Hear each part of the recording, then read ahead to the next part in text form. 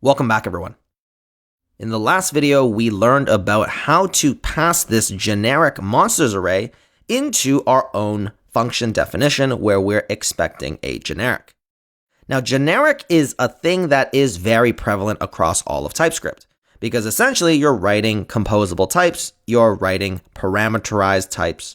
It's a way for you to actually get a lot of extensibility and power out of your TypeScript. And React and all these third-party libraries utilize generics extensively. So we were talking about using setState. What I want you to see is that once we get our users, let's say I call setMonsters and I pass in our users. Notice how there throw an error. Argument of type monsters array is not assignable to parameter of type setState action never array. Type monster array is not assignable to type never array. Type monster is not assignable to type never. What is all this mean, especially the never?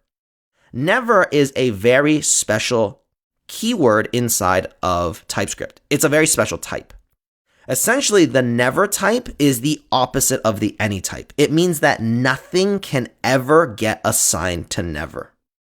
The reason why it says this is because it needs to make sure that you are defending your code base and making it strictly typed. setState right here, if you look at useState, notice that right now it's initialized with the never type for the array as the default value. The reason why it's getting an array is because we passed it the array. So it's at least knowing we're getting an array. But the problem is we did not type this array. So it just automatically applies never. TypeScript is smart like that because it knows that if you're giving me an empty array, you have not defined the type for me. I'm not going to set it to any because that would be extremely not type safe. I'm forcing you to give me a type in order for me to actually set this value. So now what we need to do then is pass it as a generic argument, our monsters array. Now what this knows is that useState knows we are going to get an initial state of a monsters array. Our setState is going to expect a monsters array as the actual definition of what gets received as the argument. And now we'll notice that setMonsters works.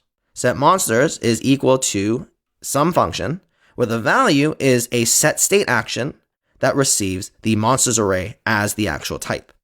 And now that is how you type useState. Now you might be wondering, well, Yuhua, don't we need to type the useState? So if you hover over it, you actually notice that we don't. And the reason for this is because TypeScript is able to infer the type if it has a type already. When we passed in useState, the default initial state that we pass for search field is an empty string.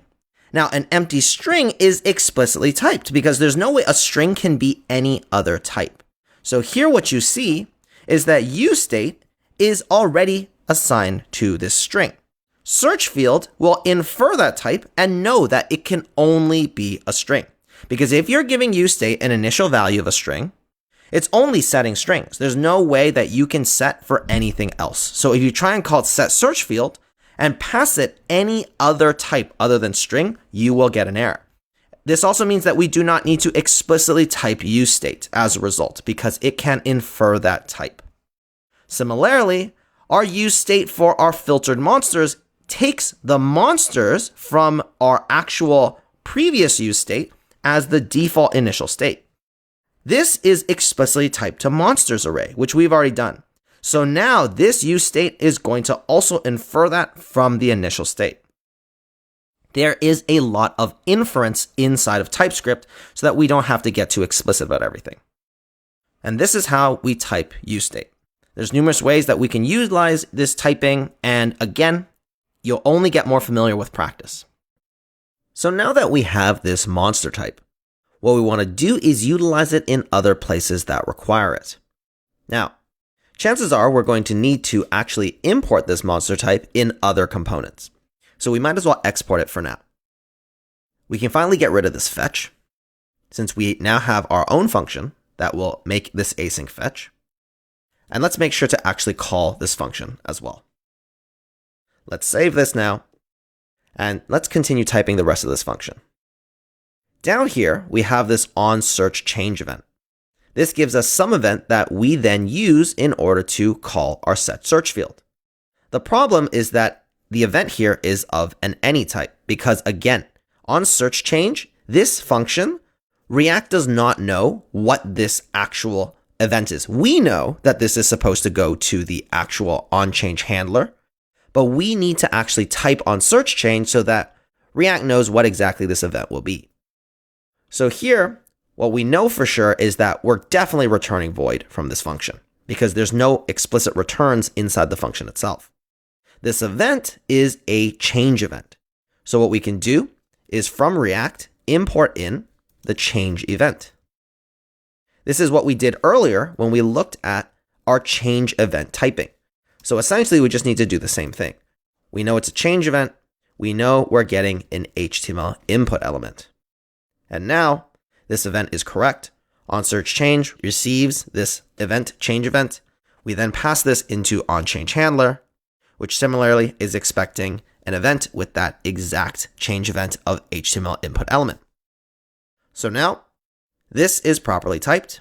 If we go back to our application, let's close our JSON placeholder. Here, if we start typing, we see that our code still works. So now that we've typed out our app.tsx, we still have two remaining components to type. The cardless component, which receives monsters, and this card component, which receives a monster. So very simply, in order to type these remaining two files, we just need to import in that monster type that we're exporting from our app component. So you go up to your app.tsx and you import in the monster type. And then now it's just a matter of typing out card components. So I'll say type card props is equal to us receiving a monster, which is of the monster type. Then we can just pass this like so. And of course, you'll notice that this is saying type aliases can only be used in Typescript files, which just means that we did not convert this from JSX over to TSX. But once we do that, we notice again, everything works. Cardless component being the last one, just like we did with the other component, convert it to TSX, import in monster from our app component, and then we type out our cardless props. Monsters is a monster array.